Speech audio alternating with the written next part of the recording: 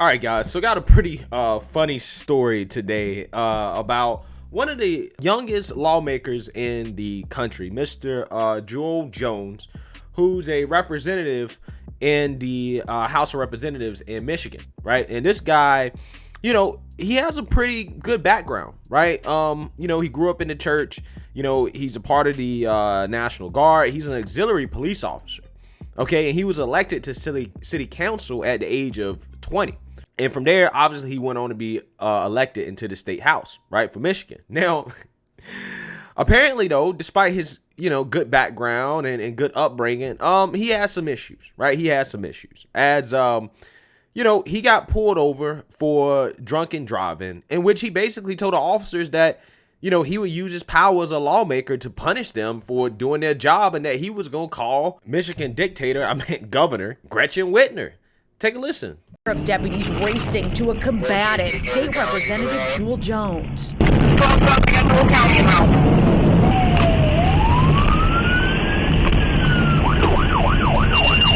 He was allegedly going after paramedics and state police troopers responding to Jones and his passenger after he crashed his SUV along I-96 earlier this month. Dude, I can't believe that. Newly released dashcam video Friday shows deputies coming for backup after Jones is accused of assaulting paramedics and troopers trying to help. He had a blood alcohol content of more than 0.17 and a handgun in the cup holder. Man, I look out for y'all all the time, man. Y'all pulling y'all around doing.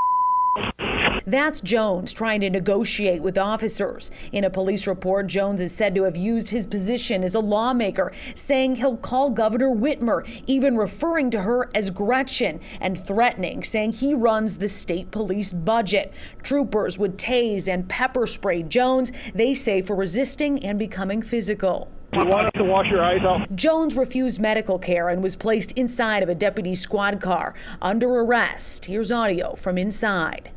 Maybe a phone call?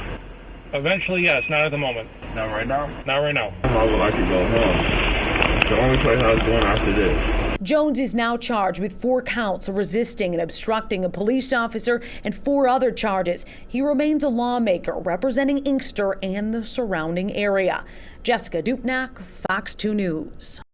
All right, so as you can see, my boy's out here driving wavy, okay? He was way above the legal limit, more than twice, okay? He was drunk as a skunk, okay?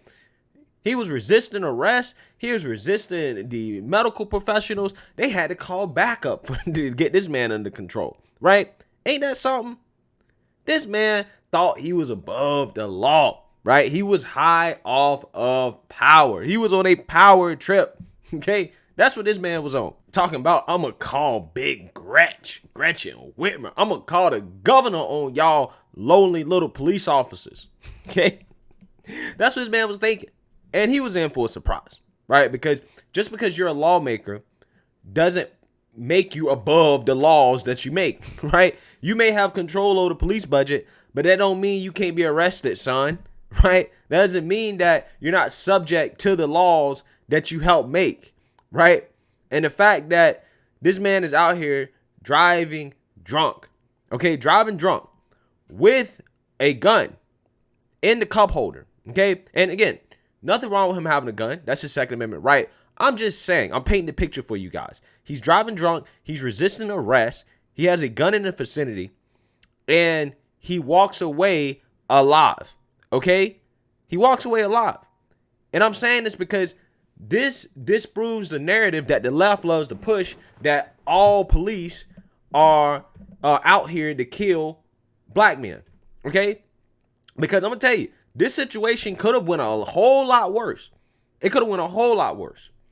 In most situations in this country where police have to deal with this type of foolishness, most of them go like this. They go like this, right? The police end up making the arrest, right? Even though they're resisting, and the person stays alive. That's what happens 99.99999% of the time. But see, the left, they don't want to acknowledge that. They don't want to acknowledge situations like this where this guy is obviously in the wrong. This guy obviously was trying to resist arrest. He was off a power trip, right? And the police brought him in and, they roughed him up a bit, but he was asking for it. He was resisting.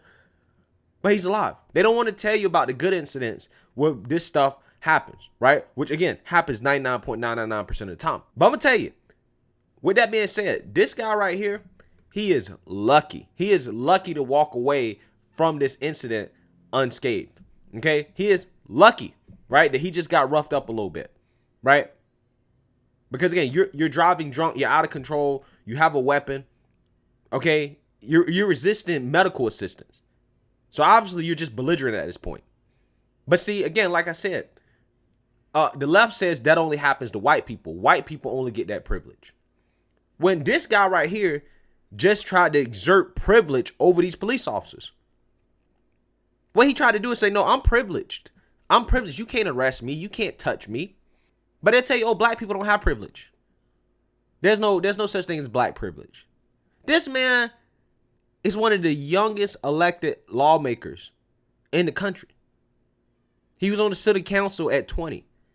He's in the state house of representatives at 26. Tell me which country this happens in which third-class citizens end up becoming some of the youngest elected lawmakers in the country. Again, that's the left's narrative, that black people are third and second class citizens in this country. That's their narrative, okay? Again, make it make sense.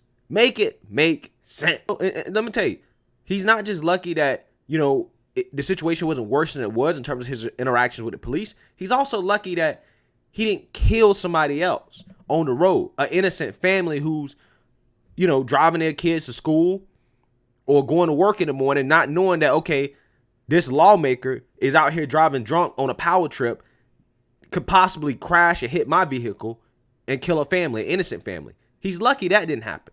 But that being said, like I said, guys, I told you, I have looked into this guy's background.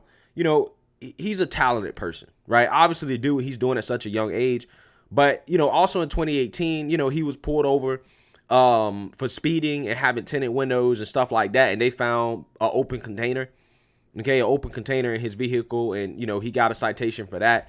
So it seems like he may have some issues with, drinking and driving, right? Alcoholism, thinking that, he's untouchable because of what he's achieved at such a young age, right? And I hope that this situation right here is a come back down to earth moment for him, in which he realizes that, no, son, you're not above the law, right? You've done some great things, right? You served this country, right? You're probably a good person, but you're not above the law, right? You're not above the law. I hope that they get this man some help.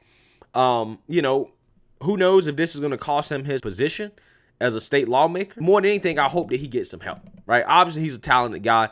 He made a mistake, but like I said, man, you're not above the law, okay? And Big Gretch can't help you out in this situation. She can barely, stay elected as governor at this point.